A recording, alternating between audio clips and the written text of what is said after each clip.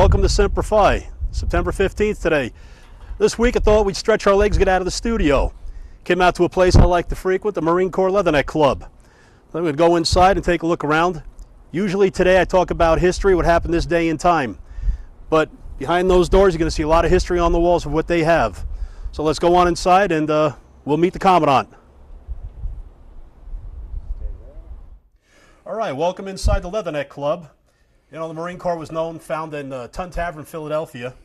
But seeing as I don't like, I can't get there, I'll come to the Leatherneck Club over in Vegas. And with me is the Commandant of the Leatherneck Club, Bruce Russell. Thank you for having us in your Glad shop. to have you, Mark. All right, give us a little rundown on the Leatherneck Club. Okay, the Leatherneck Club has been at this location about 15 years.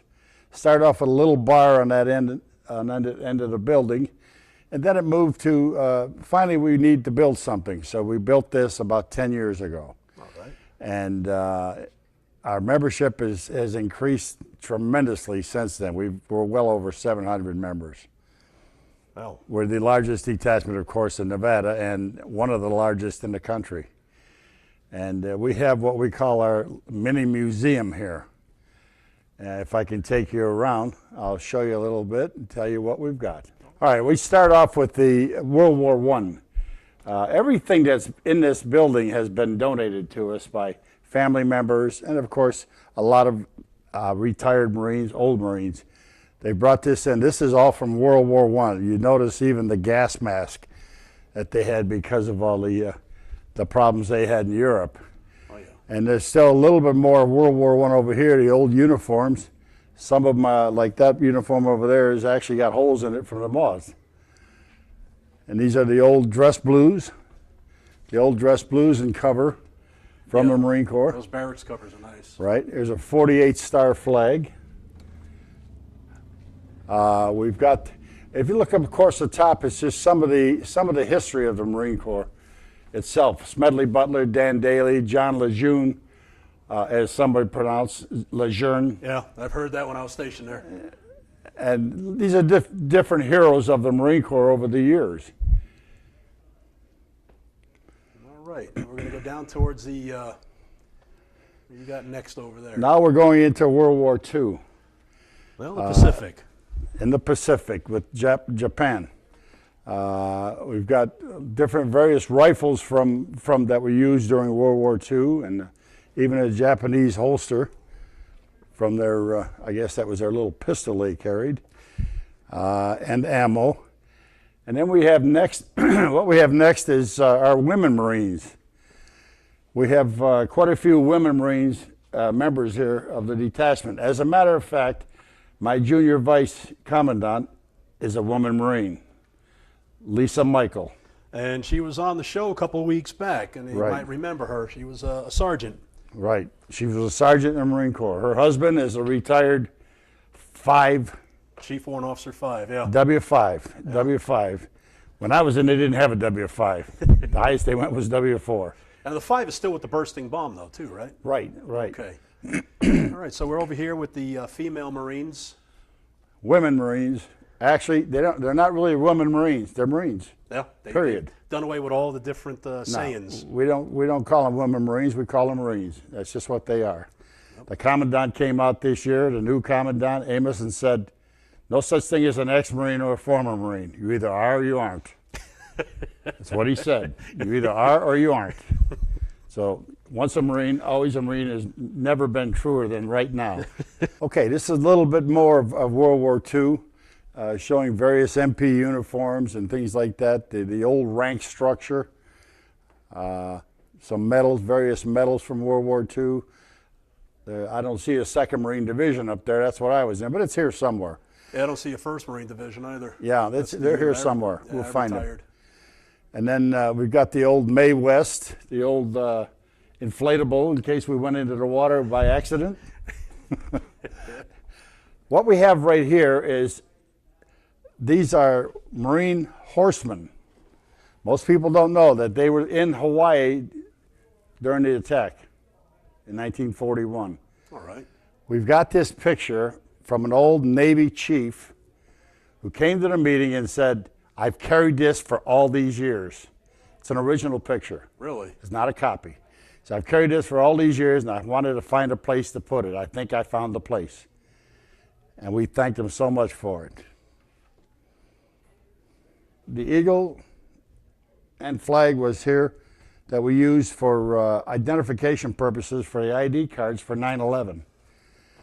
If you were in 9/11, involved in 9/11, the 9/11 remembrance, you wore a tag. It gave you permission to go various places.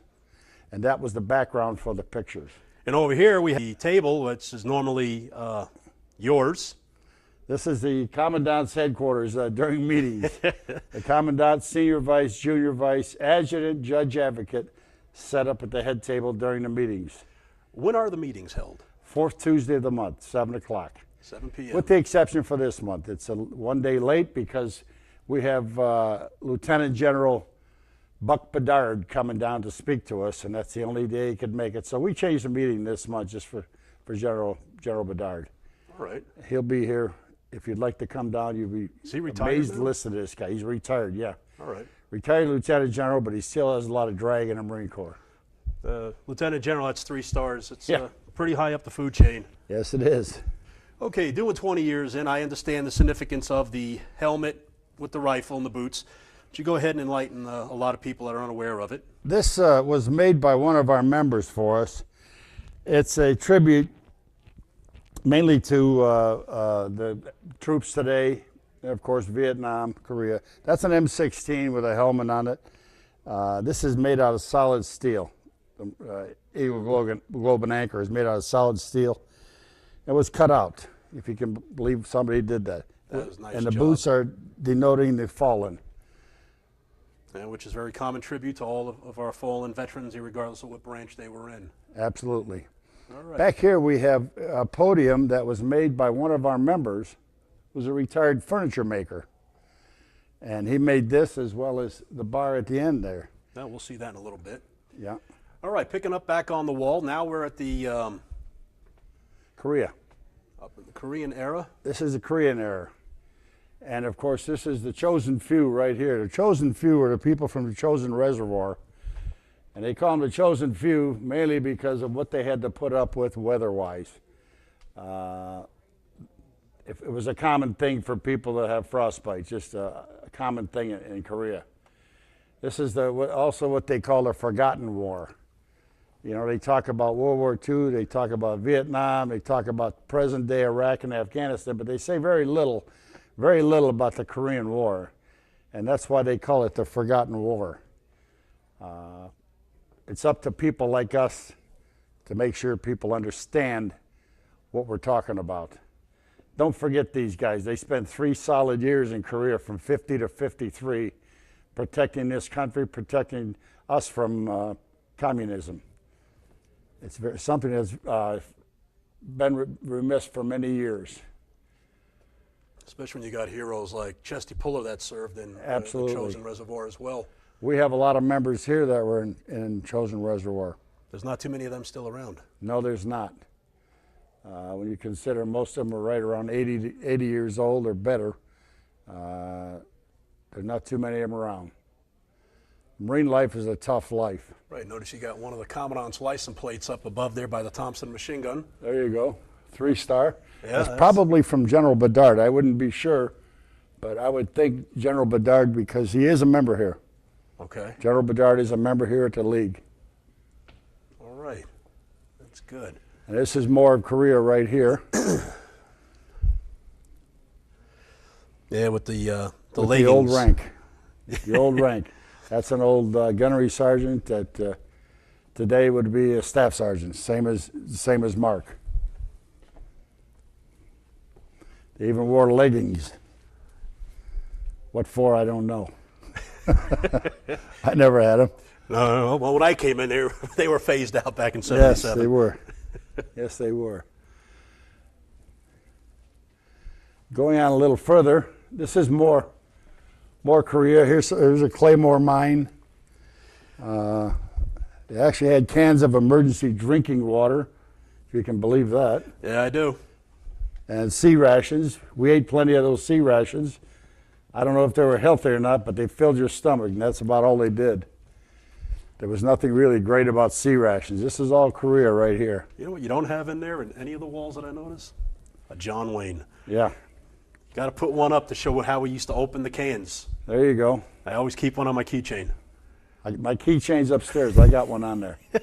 A lot of the Marines I know all keep John Waynes on them. Right. The way we're still getting issued. Right. And here's a lot of the rank again without the cross rifles. Without the cross rifles. The cross rifles came in the 60. No, it came in before that because was- I went in 61 and they had them. I believe they about 59. Was it around that? About era? 59. I know in Sergeant Grit catalog it has, though. You can buy those chevrons still and it can, says yes. pre-54 or 59 like you said. Yeah. Again, everything in here has been donated to us by either living or deceased members and families. We take a lot of pride in everything here. We change it a lot. We change this. Whenever we get something new in, we replace something old. And of course, we don't get rid of it. We keep it. Oh, yeah. We have a storage room, a storage locker that we keep everything in. Go ahead. All right. I was just pointing out the flag with the pit helmet with the star, and that's the North Vietnam. North Vietnam, and that's a North Vietnamese pit helmet that they Yes, were. it is. Yes, it is. Which brings us up to, Vietnam. and there's you got one of the maps. Here's one of the maps of Vietnam and Thailand and Laos and Cambodia. Excuse me. This, I believe, is a replica of an M16. I don't believe it's real. You might want to point out this place is monitored by camera Yes, we have cameras all over the building. because of the history and the memorabilia in here. Right. But we have it for a lot of other reasons also. We even have a camera out in the parking lot, you know. Yeah. This is more information about Vietnam. And is that the General Schwarzkopf? Schwarzkopf? That's General Schwarzkopf. I don't know who the gentleman is. Here's a captured Viet Cong weapon, care of Jimmy Grotch, All right. who was in Vietnam. And every so often, they're lucky enough to get Gunnery Sergeant R. Lee in here to do the cake cutting ceremony on the Marine Corps birthday, which is coming up. I was here when Lee Ermey was here, and he's one heck of a gentleman. And he even likes his beer like the rest of us. I had a few beers with Lee and had a great, I even got pictures of me sitting in his Jeep. All right. He brought his Jeep here, and No I'm sitting in kidding. the Jeep. Yeah, that was great. That was a great night. He came here for the birthday, and that was '03, I believe. Yeah. Nowadays, we have a hard time getting them here because it costs too much. Well, The more popular to get, the more it costs to get them here. I know Lee would love to come back. I know he would. It's just that his agent won't let him do it because the money's not right. You know that. really. Yeah. Well, you figure he can step in. He's not a quiet person. One thing we didn't mention yet is that we sponsor, as well as a lot of other people in this town, we sponsor Devil Pups. Devil Pups are high school kids from 14 to 17 that participate with us, and actually, if they get accepted, they go to mini boot camp in Camp Pendleton. We send them there for 10 days, and this is just one of the graduates from '09. As a matter of fact, this next Saturday, the 24th, we're having their award ceremony for the group that went this summer, and I believe we sent 26 kids. That's boys and girls. They have to qualify in a lot of different ways. One way is they could never have been in trouble with the law. They have to be a B student in school, and they have to qualify physically. So I'm taking a PFT, so to speak. Yes, just like a PFT. They're put through a lot of rigors, and if they make it, they accept them. Every year we have, just in southern Nevada, we have also the Devil Pups in northern Nevada, but in southern Nevada alone, we have well over 100 applicants every year, and we're only allocated so many because they come from, California, Nevada, Utah, Arizona. That is a big graduating class. That's one full class right there. How many is that? Do you know offhand? I don't know what it 150, is. 200? I believe it's around 200. Wow. But we get allocated so many every year, and we do the best job in the whole system. Our leader of the Devil Pups is Maria Tomeo, and she was just recently asked to travel throughout these states to teach them what we do. How do we get such great kids going there? Hey, that's something. How long is the Devil Pup 10 days. Camp? 10 days in boot camp, yeah. 10 solid days. I mean, it's 10 solid days. It's a trip to go there because if you go there on the bus with the kids, the first thing you hear is the instructors jumping on the bus, screaming at them, "Get off my bus." Does that sound familiar? They have yellow footprints. Yeah. And the boys, the first thing they do is take them for a haircut. Now, They give them a Marine Corps haircut. this is over in on Pendleton. It's San Camp Onofre. Pendleton, right, San Onofre, right. In the old Quonset huts. Right, right. Right by where I Well, went to it NCO depends on Academy. what they have open at the time. You know, sometimes they have to put them in tents. But it depends on what's open at the time. But these kids are great kids, and it's a treat. Mark, I want to invite you down to come next Saturday at 1 o'clock, right here, when we have the awards ceremony for these kids. All right. And you won't believe what you see. Okay, Now, now how we're many- moving on. How many of these kids actually, after this, and then we'll move on, how many of them actually wind up going active duty in any of the military branches, not necessarily the Marines? Quite a few. You'd be surprised. Not necessarily the Marine Corps, although that's the best training they could have for going into any service. But that a lot of them do go in after That's high good. school. Well, they a lot have of a the taste kids of do. what they're in for. Absolutely. They get a real taste. All right. Once they go into other services, it's a piece of cake for them because they know what they've been through, you know. Get off the bus. Absolutely. Get off my bus. Moving on, we're going to Iraq. This is just a flag that was given to us by this company in Iraq, and we put it on display so people can see it. This is one of the Operation Freedom, Iraqi Freedom, TS company from Las Vegas, right here, Transportation and Service Company, that's what that is. And then, of course, in the Marine Corps League, FMF Corpsmen, that means Fleet Marine Force, if they served with the Marines for 90 days, with the FMF for 90 days or better, they can become a full-fledged member of the Marine Corps League. They have all the rights and privileges of a Marine, and that's what we think of our corpsmen.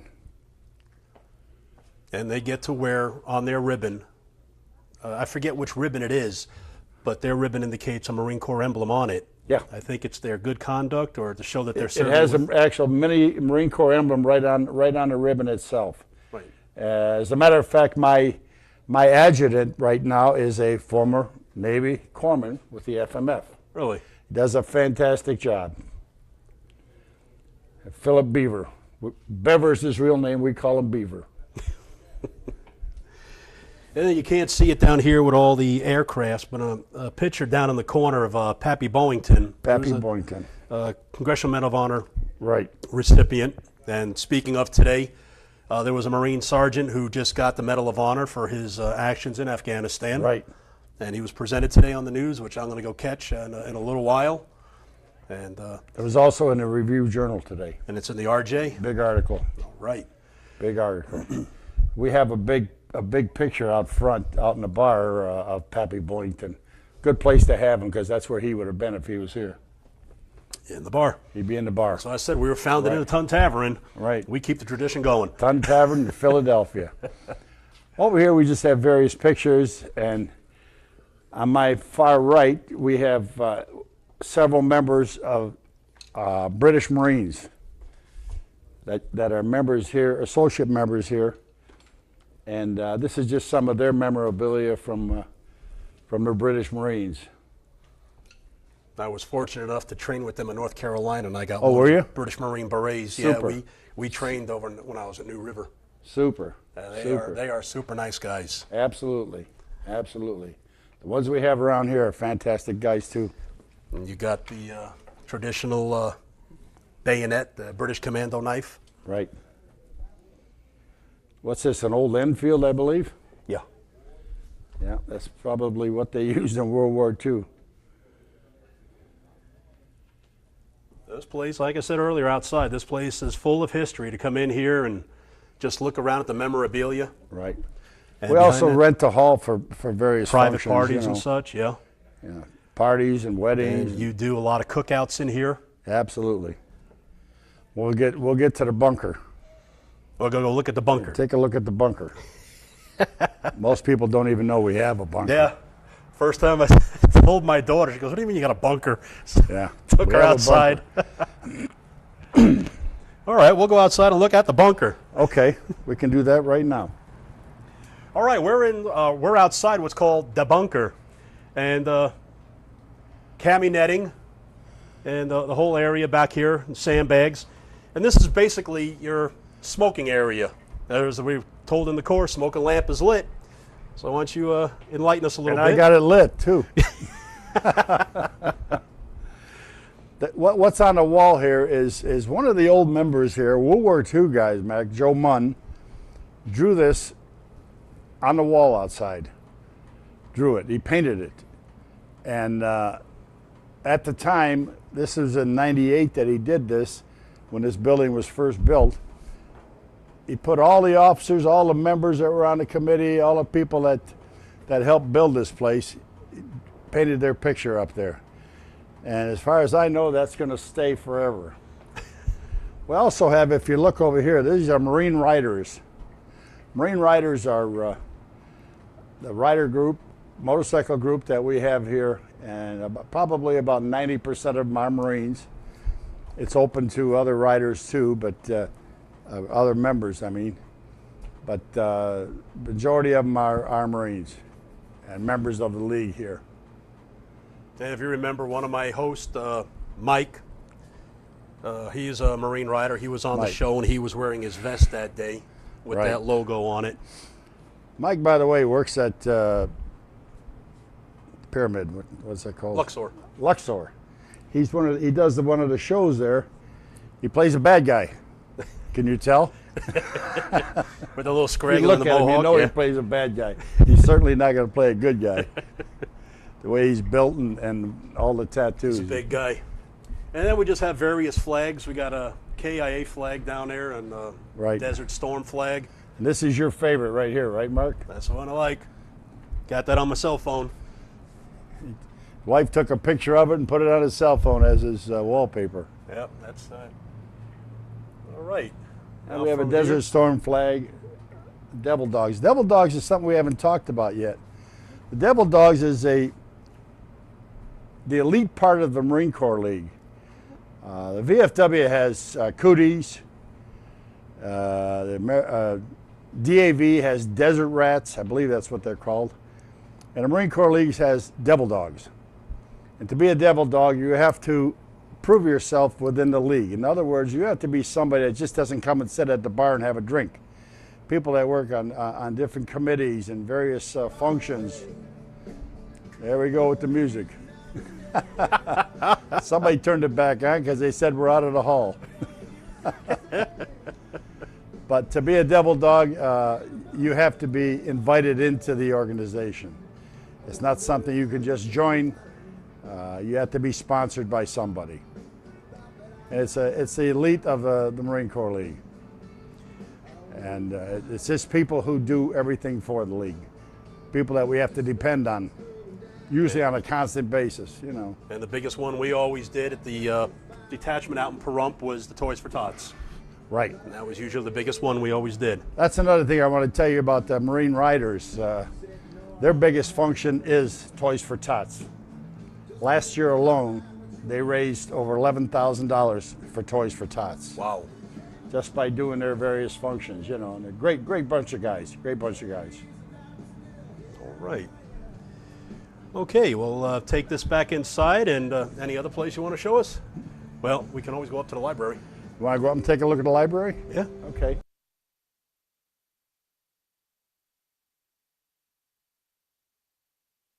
All right, now we're upstairs in the Leatherneck Club up at their library area, and we're going to let Bruce go ahead and explain everything we have up here.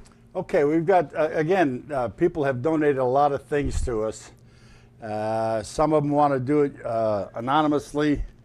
Some of them want a little recognition. That's okay. We have things dating back to World War II, actually before World War II. This is just some stuff that we just don't have room to take downstairs. We even have a helmet from a Vietnam pilot, Lieutenant Colonel Lon Hawkins. He was an Air Force pilot, and he's a member here. He's an associate member. Again, a lot of this stuff up here is just stuff that we have no place to put it. We just rented a storeroom for all our extra stuff, and it's been going out all the time. And if you pan over to the left, you'll see all the history books. Majority of it is history of the Marine Corps, of different battles, of different places that the Marines have been over the years. And Lisa has cleared the shelves quite a bit. I said we have a storeroom now to keep all the extra stuff. And up here, you normally have a lot of your pre-shift meetings prior to the regular meeting downstairs. This is what we use. This table here is what we use for the officers' meeting an hour before the regular meeting. The officers' meeting is an hour before, and usually that's about. I mean, not enough time to run the meeting, but we force it, you know. And this is also where the Word is put together, our monthly newsletter. Right. She puts it together between here and home, and she gets all these kids to come volunteer to put it together for the ones we have to mail. Really, that's good. Majority of them go out on email, but not everybody has email, so we send hard copies out to everybody. And there's some various years of the Devil Pups on that far wall. I was just noticing that you have every year 6 more. Yeah. Yeah. Jeez, I didn't believe how many candidates go to that. Yeah. They have a lot of kids. Every class averages about 200. They have a lot of kids. And the majority of them make it through. Occasionally you get a kid that gets hurt or something like that, and he has to go home. But when that happens, they give him an opportunity to come back the next year. Oh, that's good. So he can finish it, you know. And over here on the left, if you look on the left, you'll see the office on the right is the Commandant's office. The office on the left is the Finance Officer's office. And that's where you do all your brainstorming. We do it all up here. We do all the brainstorming up here. Absolutely. This is like a major business to run. Not only with the bar is just one part of it. We do a lot of things here. We do a lot of functions, a lot of parades, a lot of funerals, just a lot of different things. And it's a constant battle to keep up with everything. I can imagine. It engulfs a lot of your time. It's constant. It's an everyday thing. I could be here every day for the rest of my life if I wanted to. And you'll always have something to do. That much to do. There's always something to do here. Always something. Always something needs your attention and needs to be taken care of. That's all. Like I was explaining earlier, I was up in this library 4 or 5 years ago, and half these books were on this wall, and like you said, she cleaned it up and moved it all over. Lisa came up here and did one hell of a job. I mean, really, everybody that comes up here that's been here before said, wow, what happened? Yeah, it came out real good. And I just tell everybody, Lisa dropped the bomb. Got rid of everything here. The only other place to show here is downstairs, the main bar area, which main bar area. Yeah. It may be a little loud down there, but so I don't think we'll venture down there. You can probably hear them in the background. So, well, we're going to go ahead and wind down the show, and I really appreciate you letting us come here. And as always, you know, if you ever swing by the place, come on in. It's full of history. You'll meet Bruce. He's the Commandant. And like I say every week, you got a story. I want to hear it. I want to share it with others. It reminds me, thank you for having us here, and I'm going to give you one of my Semper Fi chips. Oh, thank you. Thank you. So until this time next week, Semper Fi. Semper Fi. Thank you. Thank you.